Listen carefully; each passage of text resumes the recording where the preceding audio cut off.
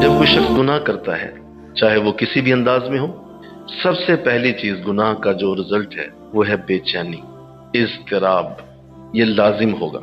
تم اس کے چہرے پہ ہوائیاں دیکھو گے، پریشانیوں کے انداز دیکھو، تمہیں نظر آئے گا کہ یہ شخص بے چین آدمی ہے۔ اس کی وجہ وہ گناہ اس کے چہرے کو بے چین رکھتے ہیں، اور اس کی جو ظاہری حالت ہے وہ اضطرابی ہوگی۔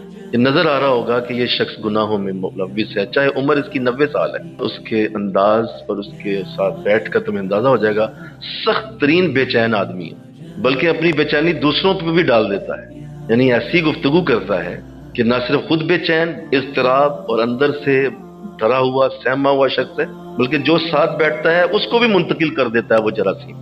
آج تو بڑے حالات خراب ہے، بہت ہی برا حال ہے، اور اچھا بھلا بندہ بیٹھا اس کے پاس، اس کا بلڈ پریشر بھی ہائی کر کے بھیج دیتا ہے۔ خود اپنی طبیعت میں بھی دیکھ لو کہ جس دن تمہیں بے چینی اور اضطراب تمہاری طبیعت کے اندر آ گیا اور تمہیں لگا کہ آج تو ایک عجیب سا خوف طاری ہے میرے اوپر، فوراً جلدی سے وضو کرو اور 2 نفل توبہ کے پڑھو۔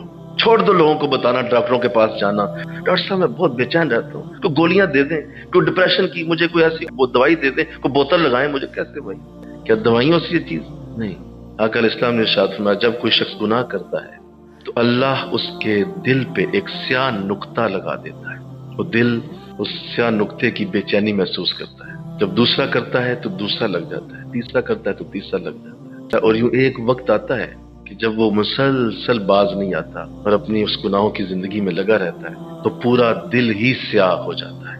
تو اب اس کے اوپر کوئی نیکی کی بات اثر نہیں کرتی۔ اب سنیے اس کے ساتھ وہ پھر شروع ہوگا جو قرآن نے کہا کہ ہم دیکھ رہے ہیں اب یہ شخص سفائے فساد کے اور کچھ نہیں کر سکتا۔ اس کی زبان سے فساد، اس کی حرکات سے فساد، اس کے گھر میں فساد، کیونکہ دل سارے کا سارا سیاہ ہو چکا۔ اب وہ فساد کے سوا کچھ بھی نہیں ہوگا۔ ہر صورت گناہوں سے بچیے، کسی صورت بھی کسی بھی جگہ گناہ کا معاملہ بنے فوراً توبہ کی طرف، استغفار کی طرف جائیے، کیونکہ وہ بے چینی تمہیں لے دے جائے گی، تمہیں غلط فیصلے کرنے پہ مجبور کرے گی، وہ تمہارے لیے بہت ساری لڑائیاں اور جھگڑوں کا سبب بنے گی، کیونکہ جو بے چین آدمی ہے وہ کہاں بیٹھے گا چین سے پھر، اور اس کی وجہ سے پھر وہ ہر طرف فساد کی بیج بوتا جائے گا اور ہر طرف نحوستیں پھیلتی چلی جائیں گی۔ دوسرا رزلٹ سنیے، وہ یہ کہ جب جس جگہ پہ گناہ کیا جاتا ہے وہ جگہ کی نحوست اس جگہ کے اوپر گناہ کی وجہ سے بن جاتی ہے۔ اب اس جگہ پہ لیٹنا بیٹھنا سکون نہیں دے سکتا تم۔ اگر تمہارے گھر کے کسی کمرے میں گناہ ہوا ہے اس کمرے میں تمہیں سکون نہیں آنے والا اب، کیونکہ گناہ کا تعلق جہنم سے ہے، اور جہنم کا ایک لنک تمہارے اس روم میں آ گیا ہے۔ جہاں جہنم ہے وہاں سکون کیسے ہو سکتا ہے؟ اب وہ بیڈ روم ہے، وہ ڈرائنگ روم ہے، وہ تمہاری کرسی ہے، وہ تمہارا صوفہ ہے جس پہ گناہ ہوا ہے، اس زمین کے ٹکڑے کے اوپر سکون نہیں آتا کہ وہ جگہ ہی بے سکون ہو جاتی ہے۔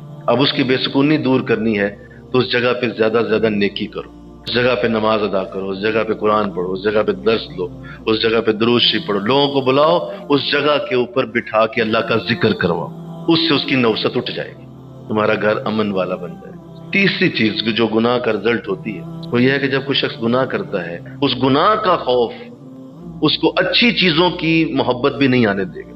پھر چوتھی جو بات گناہ کے حوالے سے کہ جب کوئی شخص گناہ گار ہوتا ہے مسجد کے سامنے سے گزر جائے گا، اندر جانے کی ہمت نہیں کرے گا۔